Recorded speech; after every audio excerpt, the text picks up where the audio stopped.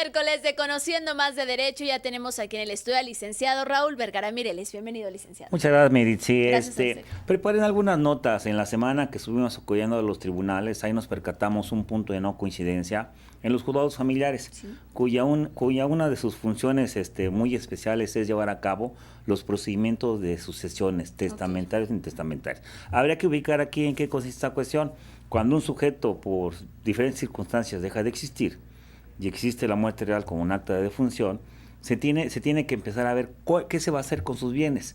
Y yo quisiera partir con este comentario porque me llamó poderosamente la atención cómo un grupo de herederos, de familiares directos de la persona que falleció, estaban cuestionando al juzgado, al secretario, inclusive al propio Estado de manera general, que cómo era posible que la riqueza, que los bienes de este sujeto que recién había fallecido, se fuera a adjudicar en favor de los deudores. Aquí, aunque no lo dice la legislación muy categóricamente, cuando lo comentamos nosotros en aulas o en espacios de cátedra o inclusive en propios lugares donde se está llevando a cabo algún procedimiento sucesorio, señalamos que los sujetos privilegiados son los hijos, Sí. por la cuestión de los alimentos, la cónyuge, la concubina, concubinario, familiares, cuestión por el estilo. También tienen privilegio la cuestión de los trabajadores, cuestión de salario y el sistema de hacienda tributaria. Pero aquí, aunque no le dice la ley, cuidado, hay que ubicar que los que son privilegiados en mayor número son las personas con las que se tiene la deuda. Raúl Vergara dejó de existir y sí tiene herederos, pero Raúl Vergara tiene una serie de deudas que tienen que ser cubiertas. ¿Y con qué van a ser cubiertas? Con el patrimonio que tiene Raúl Vergara. Claro. Aquí sería bueno señalar que hay dos tipos de procedimientos que hemos comentado aquí, y aprovecho para hacer un comercial. En el mes de octubre, que de hecho son 2 meses, el gobierno del estado y el colegio de notarios, tanto de la ciudad a nivel nacional como de Morelos, promueven el mes del testamento. El costo es aproximadamente 700, 800 pesos, perdón por el comercial, pero yo siento que esto nos faltaría bastante para hacer una cultura de poder decidir Exacto. qué bienes van a hacer para después de nuestra muerte. Porque, perdón por la cuestión coloquial, pero pensamos que somos eternos y el problema no lo dejamos resuelto. Y nos hemos percatado, al menos desde el punto de vista jurídico, los abogados, que esto da como consecuencia que familias consolidadas, cuando tienen una cabeza de familia, que tiene esa posibilidad económica de poder solventar los gastos, y cuando llega a dejar de estar presente, se empiezan a desintegrar.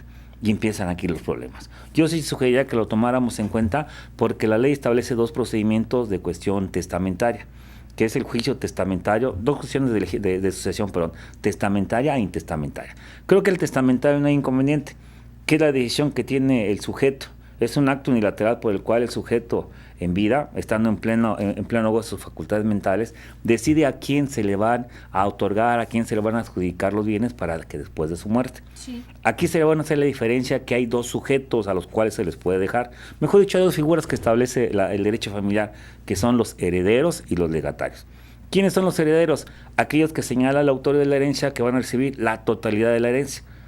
Coches, bienes, casas, cuestión económica, y los legatarios son aquellos que van a recibir una parte a título particular.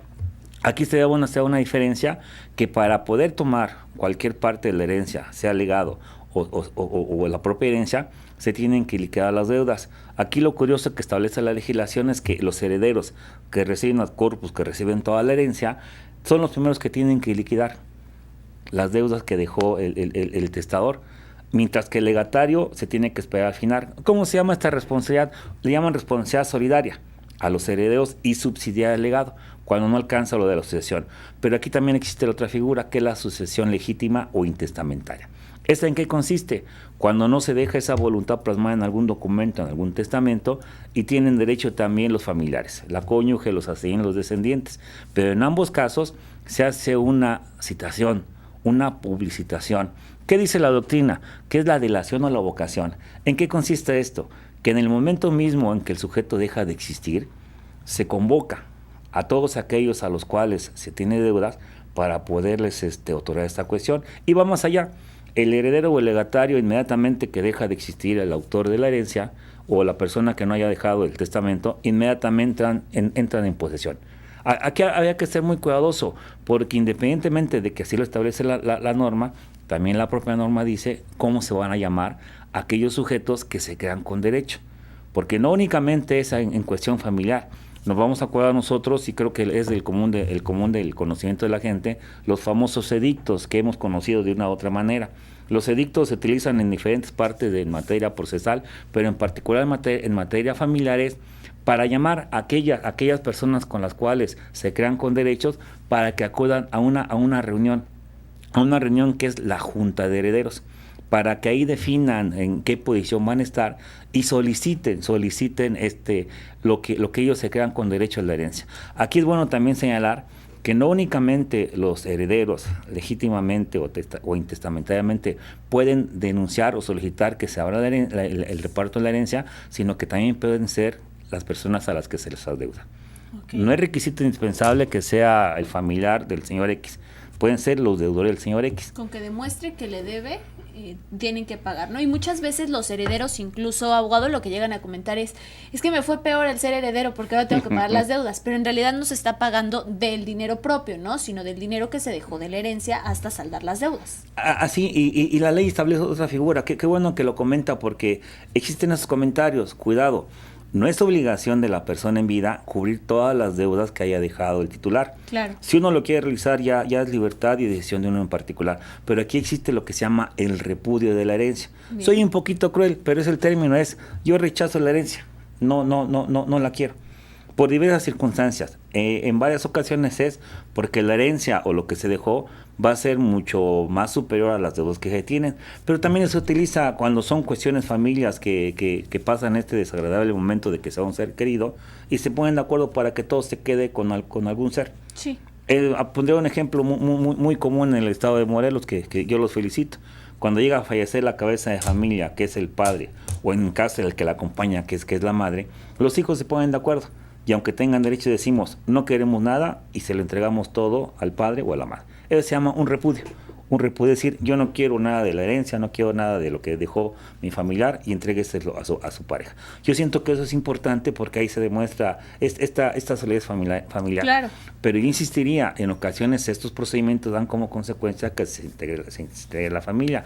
Hay una serie de requisitos que son interminables para hacer los testamentos, pero hay una figura que yo quisiera utilizar que es de suma importancia en materia de sucesión, el albacea. Uh-huh. El albacea, que todos también lo hemos conocido. ¿Quién es el albacea? Es la persona encargada de cuidar, de mantener el haber hereditario, administrarlo y ser el representante. Por regla general, el albacea debe de pagar una fianza para que pueda esta pueda caucionarse, para que pueda tener una garantía la forma como él va a actuar. Se exceptúa de esta garantía cuando son familiares o son declarados en la propia herencia. Pero no únicamente existe esta figura. En algunas cuestiones donde hay bastantes bienes, se solicita lo que es un interventor. ¿Y qué es un interventor? Cuando alguien de los herederos o legatarios o inclusive algún deudor dice, yo no estoy tan de acuerdo con que sea el albacea o está actuando de esta manera, la ley te da la facultad para que designe un interventor. ¿Y qué es el interventor? El que va a estar cuidando, vigilando que el albacea actúe correctamente. Y tiene que rendirle cuentas al propio juzgado. Es curiosa esta cuestión. Además, una circunstancia con la cual inicié, que fue a lo mejor un poco duro mi comentario. Tiene que haber un cuerpo real. Si no existe el cuerpo real, tendríamos que hacer un procedimiento que se comentará en su momento oportuno, de presunción de ausencia, cuando no aparece el sujeto, que es presunción de muerte. Pero aquí es muy importante. En muchas ocasiones nosotros nos llegamos a preguntar, bueno, ¿y por qué las actas de función son tan específicas? Sí. Aparecen los familiares, aparece la persona del que falleció y, ojo, aparece la hora en que dejó de existir. Esto es muy importante en materia familiar porque se tiene que haber fallecido antes el autor de la herencia para que se le pueda adjudicar a los herederos. Si el heredero llega a fallecer antes que el titular de la herencia, ya no hereda. Tiene que ser después de que dejó de existir la persona que es autor de la herencia, porque así lo establece la ley, es disponer sus bienes para después de su muerte. Es más, la legislación es muy exacta. Si fallece antes, no tiene derecho a heredar. Y si fallece en un mismo hecho, en un acontecimiento, donde se tenga duda quién falleció antes o quién falleció después, la ley es pareja y dice, se tiene a la misma hora que fallecieron y por lo tanto no procede el transmitir la herencia. Esto es muy importante porque el objeto, insisto, de las cuestiones testamentarias e intestamentarias es transmitir el patrimonio del sujeto a las personas que están en vida después de la muerte. Aquí, perdón. Licenciado, usted había dicho, bueno, en un principio mencionaba las personas que pues de manera directa podrían verse beneficiadas, ¿no? Y las mencionaba hijos, cónyuges, etcétera. Sin embargo, también en muchas ocasiones, sobre todo aquellas herencias que son muy grandes, pues llegan a entrar los hermanos, los cuñados, los sobrinos, todo el mundo se cree que tiene derecho de tener, sin que estén incluso estipulados en este testamento. Se puede violar a lo mejor lo que la persona que falleció estipuló con anterioridad, porque los recursos a lo mejor son muchos y sí les reparten a los tíos, sobrinos, etcétera, o cómo se tiene realmente derecho a la herencia. A ver si la puedo contestar porque son varias cuestiones. Primero, el familiar más cercano excluye al más lejano. Okay. Si el autor de la herencia dejó como heredero a Raúl Vergara, o si no hay testamento y Raúl Vergara es el que va a heredar, ahí se detiene lo que es la liquidación o la partición, o mejor dicho, la adjudicación. Los nietos, los bisnietos ya no tendrán derecho. Bien. Aquí lo curioso del caso es que si son varios hijos y alguien no llega a existir y tenía derecho a heredar, pues el porcentaje que le corresponde al sujeto que iba a recibir se tiene que dividir entre los hijos que tiene. ¿A qué voy? Unos van a heredar por cabeza, el hijo que hereda por propio derecho, y los otros van a heredar por estirpe, lo que tenía que recibir mi padre siendo yo su hijo. Pero independientemente de esto, la propia ley establece una serie de requisitos y se nota cuando son cuestiones muy cuantiosas. No quise hablar, por ejemplo, ahorita del procedimiento que está de un artista que lo querimos mucho en el estado de Morelos, sí, que es una cosa muy compleja. Se tiene que revisar minuciosamente el testamento. Okay. Hay desde impedimentos, si es que no está en sus facultades, ver si a los que heredó iban a ser familiares, si son familiares, son médicos, en fin, es una serie muy tremenda. Pero yo sí quisiera aprovechar este momento para pedirles que a todos que hagamos este intento, porque en ocasiones cuando no se deja ese orden, traemos como consecuencia que desintegramos a la familia. Exactamente. Licenciado, muchísimas gracias por habernos acompañado el día de hoy. Lo esperamos la próxima semana. Gracias a ustedes. Que tengan muy buen día. Gracias por la atención. Hacemos una breve pausa. Regresamos con más.